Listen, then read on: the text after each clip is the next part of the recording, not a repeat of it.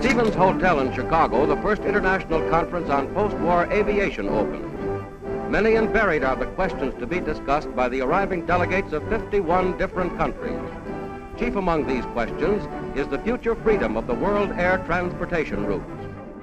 This is the Chicago Convention of 1944, the first civil aviation agreement in the world. The rules governing the aviation industry for over 70 years are contained in its 61 pages, minus the funky signatures. So, the end of World War II, civil and commercial aviation soars, as larger and heavier ex-military aircraft start to transport people and cargo across oceans. The skies have never been so busy, and the transatlantic is now the world's most traveled air route. Of course, this calls for some type of regulation.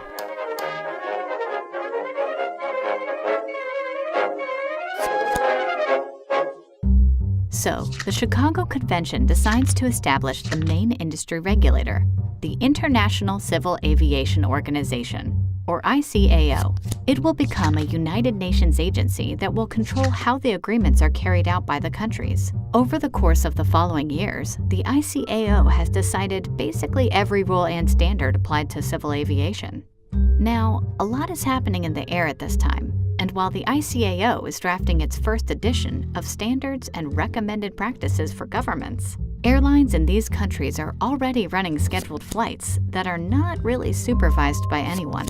As you might imagine, the prices are pretty chaotic too. So, to regulate airlines and tackle all commercial aviation problems, IATA is created.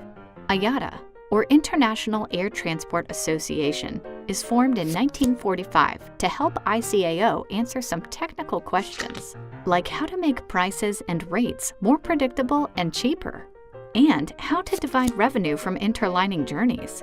The rates and fares issues are very sensitive at the time, and most of them are addressed at the first traffic conference, organized by IATA in 1947. The attending airlines reach agreement on 400 resolutions concerning all things air travel: fare calculations, revenue allocation, baggage rules, and even ticket design. Unprecedented unity in the post-war world.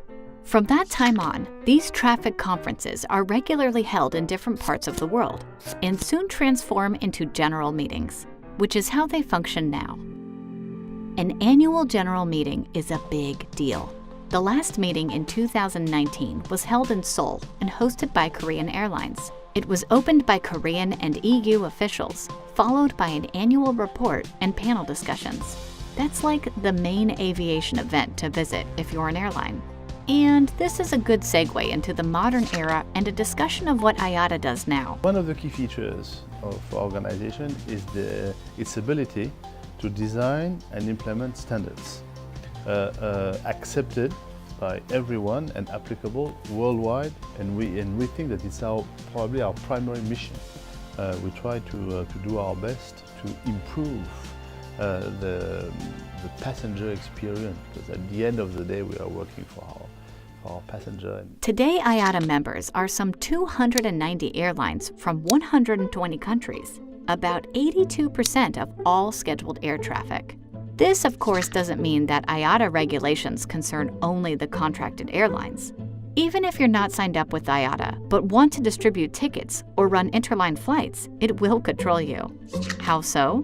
First, by using IATA codes, universally accepted designators required for reservations, schedules, ticketing, documentation, and basically everywhere the information about the airline or its flight is shared.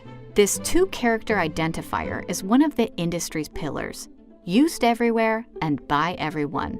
You must get one even if you're not an IATA member. Second, all accounting documents used in ticketing and transaction operations use IATA accounting or prefix codes. They are absolutely integral for computer systems to identify your passengers and cargo. Third, IATA grants baggage tag issuer codes, 10-digit numbers printed on bag tags for easier baggage handling at airports. IATA also issues location codes used by airports and sometimes rail or ferry stations, if we're talking about intermodal journeys. Yes, IATA loves their codes, but it's more than just codes. IATA is comprised of airlines and exists for airlines. See its Board of Governors. All members are representatives of airlines. Same with the advisory councils that actually set standards for IATA members and hold them accountable for security measures and environmental impact. This means that being an IATA member is like being recognized as part of the industry.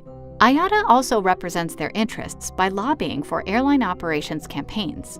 A recent success is the gradual spreading of NDC solutions. The new Distribution Capability Program was launched by IATA to help airlines distribute their services without limitations and control what type of content is shared on booking websites. Now it's supported by all GDSs, 65